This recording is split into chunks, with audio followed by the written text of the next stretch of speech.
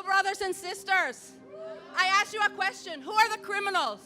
Who are the criminals? The same hedge funds, the same vulture capitalists that are destroying our planet by promoting the use of fossil fuels that are instigating these terrible storms, Hurricane Sandy, Hurricane Katrina, and the most incredible Hurricane Maria.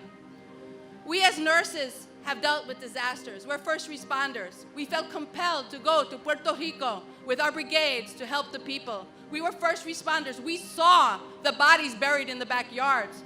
We heard from families who watched relatives die for lack of oxygen, for lack of machinery, for lack of nebulizers, for lack of medication.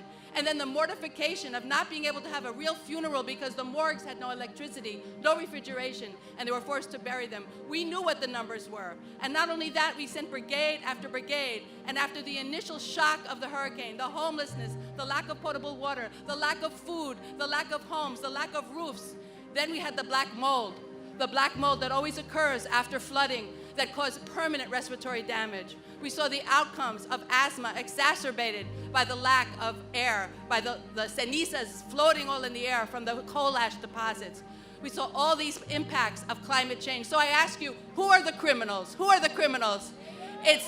It's the colonization of Puerto Rico. It's the hedge funds that are sucking the island dry, trying to turn it to a backyard for billionaires. But we are not going to stand for it. We stood for the truth. We spoke the truth, but people weren't listening. Well, now they're listening, and we have to make them listen more. And we'll be going back again. We'll be caring for people because the health infrastructure is gone.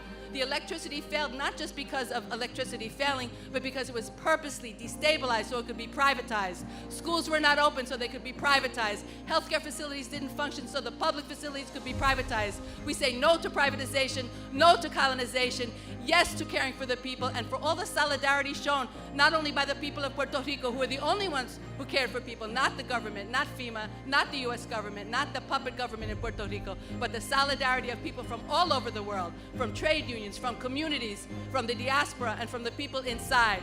We stand in solidarity with all of them, and we will continue to fight for the freedom of Puerto Rico. Que viva Puerto Rico libre! Viva!